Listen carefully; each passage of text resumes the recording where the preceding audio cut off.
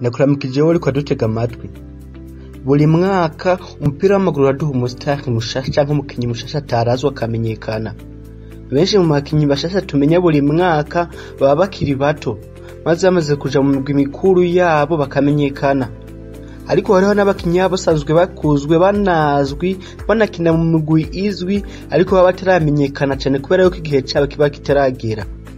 Nko mu mwaka uheze twamenye abakinyi nka Leo Messi nyuma yo gukora ibitangaza agatwara ikirato cinze habatsinze abakinyi nka Cristiano Ronaldo, Leo Messi, Robert Lewandowski n'abandi.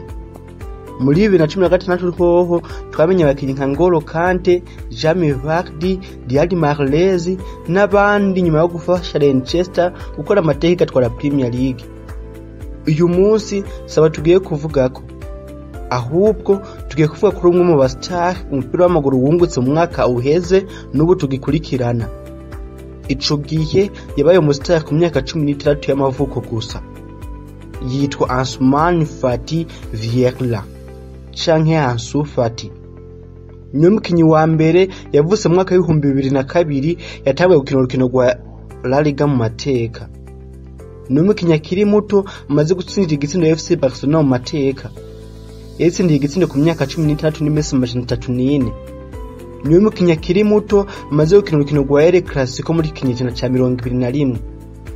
Niwe mukinyi wa mbere w'umunya Espagne azinvye cyane kuruta abandi bose babaho ku isi avuka muri Espagne. Afise agaciro k'imiliyoni 100 z'amayero ku isoko ry'igura n'igurisha ry'abakinyi. Nitwa Mani Sostene, ishi naco yitwa Intare Web TV.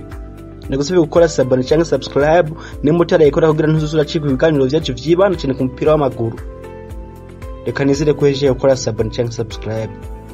Uyu munsi shaka tuganire ku mateka, ubuzima hamwe n'ibindi bintu vyose wowe utaruzi kuri Ansu Fati. Ndaguhaye ikaze. Ansu Fati yavuze ku munsi wa 31 w'ukwezi kwa Kigarama umwaka wa 2002. Avukira mu gihugu ca Guinée Bissau, ni mu burengero bw'umugabane wa Afrika. Igihe Ansu Fati yavuka, papa wiwe Ballon Fati yari umushoferi mu gisagara ca Bissau ku mugwa mukuru w'igihugu ca Guinée Bissau.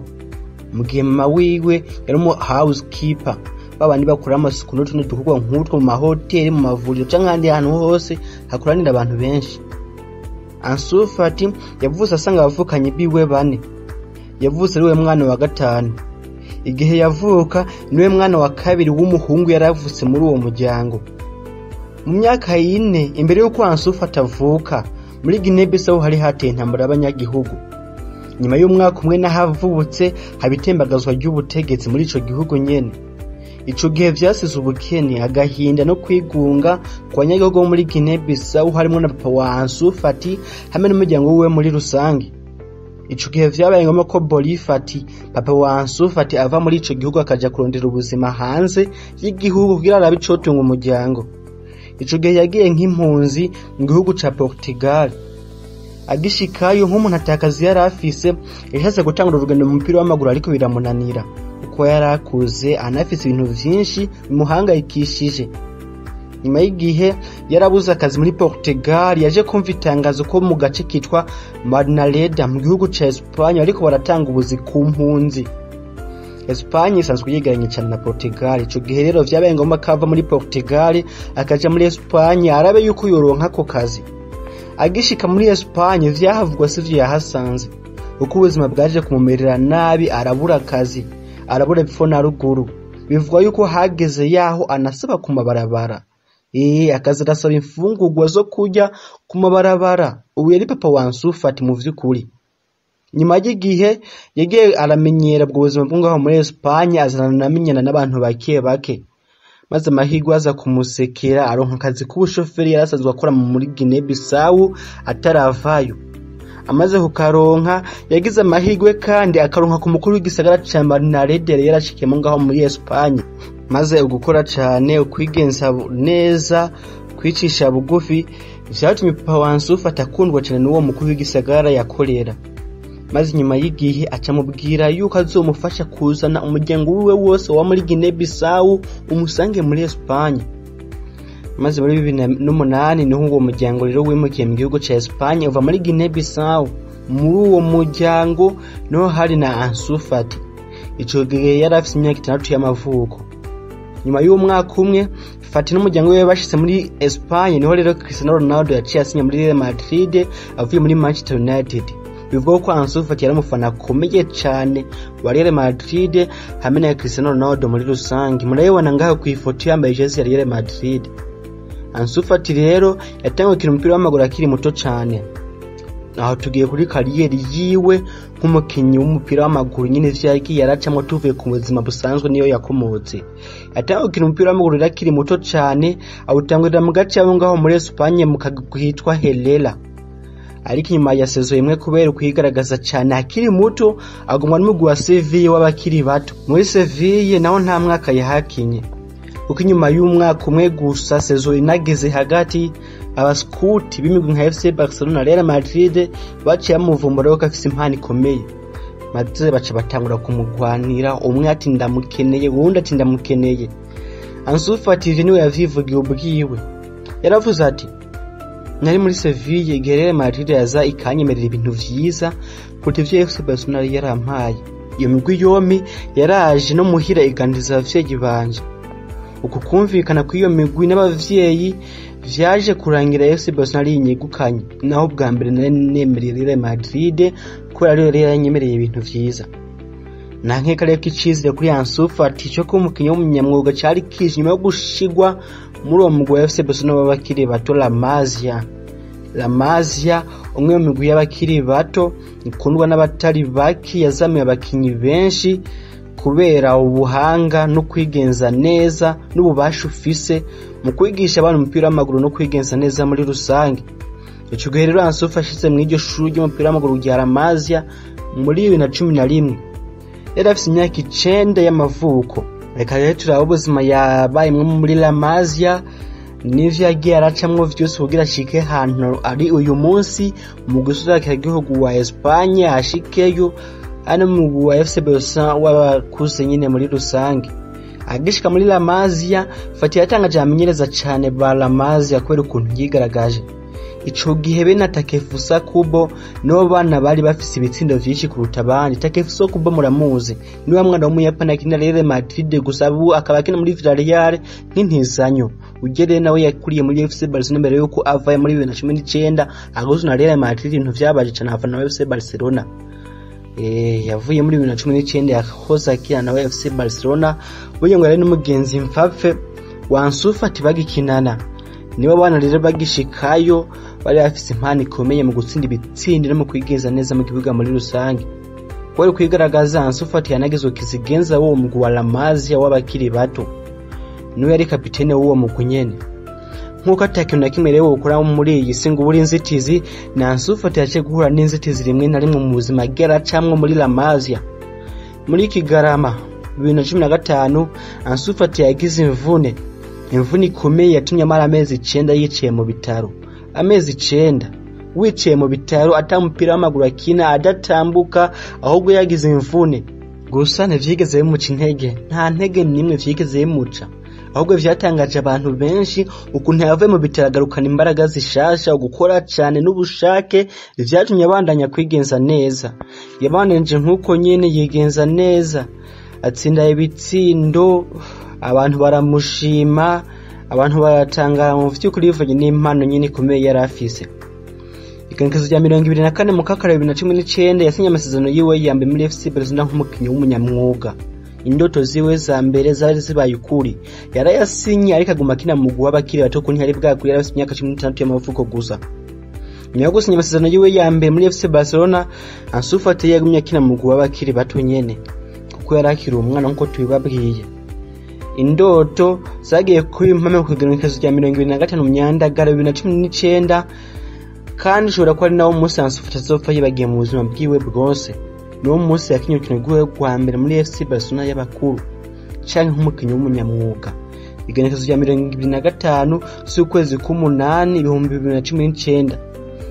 Ico gihe Luis Suarez na Ousmane Dembele bari baragize ikibazo c'imvune, maze umumenyereza wa Fc Barcelona muri ico gihe Ernesto Valverde afata ingingo yo kwitwaza Ansu Fati mu minota mike Ansu Fati yakinye muri urwo rukino rwanarangiye FC Barcelona itsinze Real Madrid ibitsindo 5 muri 2 yigenje neza mu vy'ukuri arigaragaza atangaza abantu benshi Kuva yakoze mu minota mike kandi n'imyaka mike yari ayifise yaragise imyaka 13 y'amavuko gusa Kuva mu stangura kubwo mu bimenyesha makuru bitandukanye abo mu stare mw'iyondwi yiwe ya mbere gusa ariko yaje kubishimangira nyuma y'imisi 6 yongera guhabwa kandi igihe cyo gukina anatsinda igitsindo ciwe ca mbere mu mateka muri FC Barcelona ni mu rukino FC Barcelona yemeranganya na Osasuna ibitsindo 2 ku bindi ico gihe yawo mukinyi wa mbere akiri mutamaze gutsinda FC Barcelona igitsindo mu mateka ico gihe igihe cyo kwandikwa kuri mu bimenyesha makuru cari kigeze ko Mostare n'ibindi vyonse vyari bigeze kuri we nyuma y'imisi mike kandi FC Barcelona yatsinze mu rwa Valencia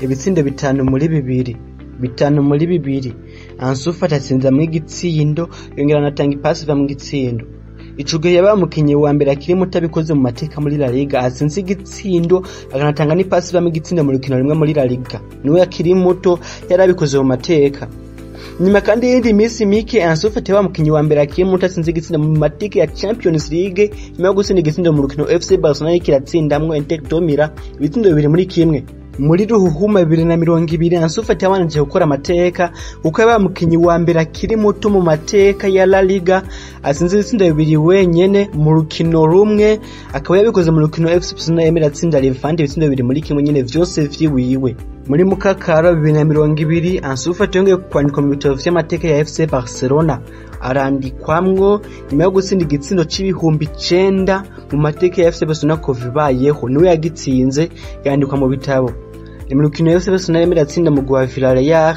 ibitsindo 4 muri kimwe kuvyerekeye mu guserukira igihugu Ansu Fati yarafise ububasha bwo gukinira mu guserukira igihugu ba Guinée Bissau afise mwamamuko wa Portugal asanzwe afise passport yawo wa Espagne asanzwe yarakuriyemwo nyene nyuma yo gukina urukino rwa mbere muri FC Barcelona Espagne no yerekanye cyane kinipfuza inerekana ubushake nyene na Ansu Fati ntiyari kuvyanka kuko yaradugijwe n'umugwi muri Espagne ico gihe agikina urukino rwa mbere muri FC Barcelona kigenza neza Espagne yaje kumuhamagara mu bakinyi bakeneye imyaka 21 mu mugwi wabo arakina urukino rwabo rwa mbere arakina n'urwa kabiri nyuma y'igihe Ansu Fati yanahamwe mu guseruka igihugu wa Espagne w'abakuze hari hirya yeje tariki 3 z'ukwezi kw'icenda 2020 ni mu rukino rwa UEFA Nations League rwarugiye guhuza Ubudagi na Espagne rwarangiye Espagne inganije nyine n'Ubudagi gitsinde kimwe mu kindi ico gihe Ansu Fati yakinye urukino rwiwe rwa mbere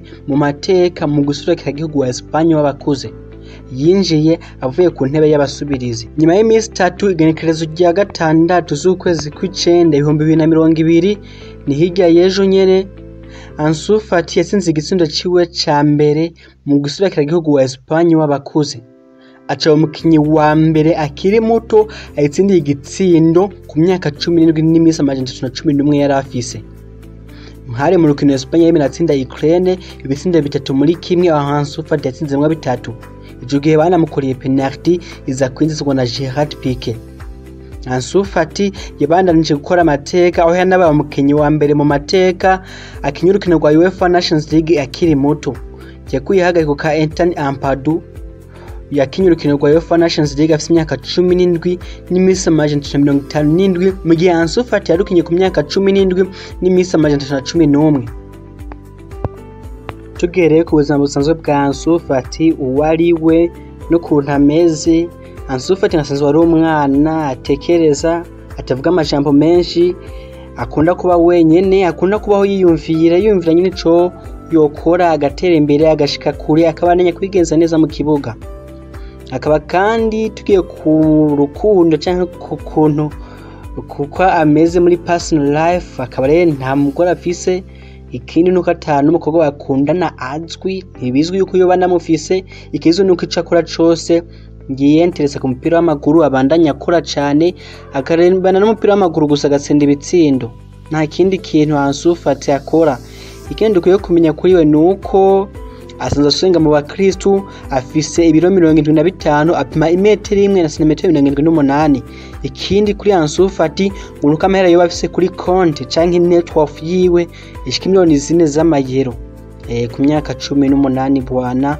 miliyoni 4 z'amayero arazifise kuri konti abitse. Ikindi ukwiye kumenya kuri Ansu Fati, waruzi ko igihe yakino kino rwiwe rwa mbere muri Fc Barcelona, papa wiwe yagiye mu kiganiro n'abamenyesha makuru aravuga ati uyu munsi naho nopfa nta na kimwe umunsi wanje naho uba wageze nkapfa indoto zanje zirabaye kuri. Papa wiwe avuga ati kuba mbonye umuhungu wanje kina muri Fc Barcelona ivyo nashaka vyose ndabishitseko, naho nopfa harageze nta na kimwe no kwicuza muri ubu buzima. Umuvyeyi wa Ansu Fati Fati yatangaje mu majambo nyuma y'ukino rwiwe rwa mbere muri Fc Barcelona nk'umukinyi w'umunyamwuga mu vy'ukuri. Ikindi mwaramenya nuko umwana wa mukuru wa Ansu Fati, umwana wa mukuru wa Ansu Fati burya asanzwe n'umugenzi mfapfe w'umwana wa Leo Messi, n'abagenzi mfapfe bakinana muri La Masia, n'abagenzi cyane ayirwa mwa Messi.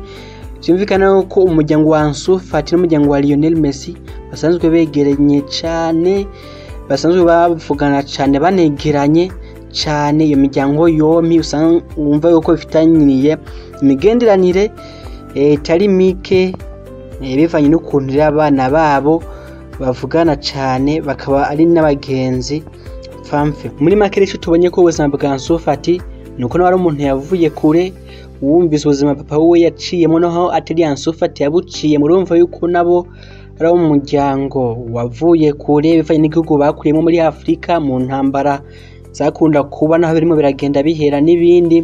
Byumvikana ko Ansu Fati nawe tutomusha mu bantu bakuriye mu bintu vya kizungu cyane naho ataye mu buzima bubi gihe kinini. Byumvikana ko naye yagera hora n'inzitiza akavunika, nubu ari mu mvune ariko akabivamo, akabaranye kwigira icizira akanakura cyane. Byumvikana ko twese mu buzima nyina nta gucika intege, nta no kwiheba, nta n'ikintu gikwiye kuduhagarika kugira dushike ku ndoto zacu n'ico dushaka gushika ku nyine tukishikeko. Guys, mugire ibihe vyiza, Imana ibeho umugisha, murakoze.